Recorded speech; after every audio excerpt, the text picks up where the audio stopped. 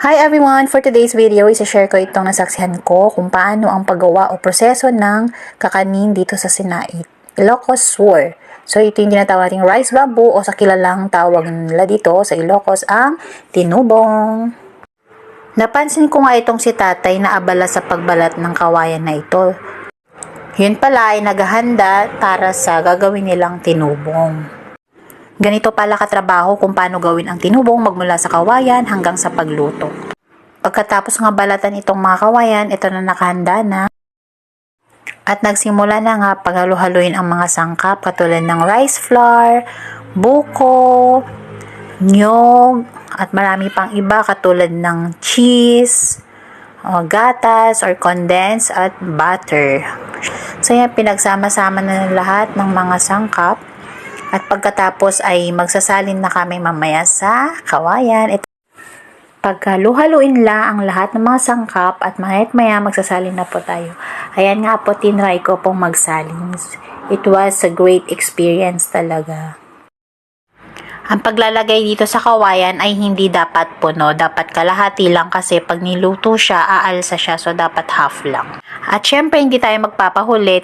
Natuto rin ako kung paano lagyan ng takip gamit ang dahon ng saging. So, yan, ginawa ko rin yan. Ayan, nagtakip din ako. So, siguro mga nagawa ko, mga naka 20 rin ako. Wow! Salamat sa Diyos sa pagkakataon, at least na-experience ko kung paano gumawa ng tinubong. At oras na para iluto ang tinubong. Ayan na si ate.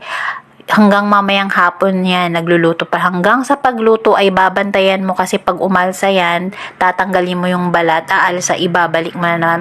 Pupuk-puk-puk-pukin mo yung kawayan para pumasok ulit sa loob yung laman. So guys, ganun siya ka-proseso gawin. Magmula sa pagkuha ng kawayan hanggang sa pagluto, nakabantay ka talaga. So ito na yung pinagpagurang niluto ng tinubong. May kita mo sa kanila ang saya dahil sama-sama silang gumagawa. Nagkakaisa sila sa paggawa. So ganun, kahit simpleng buhay, napakasaya. At yan na nga po ang finished product ng tinubong. Dito lang yan sa Sinait, Ilocos Sur. Ito na yung unang luto.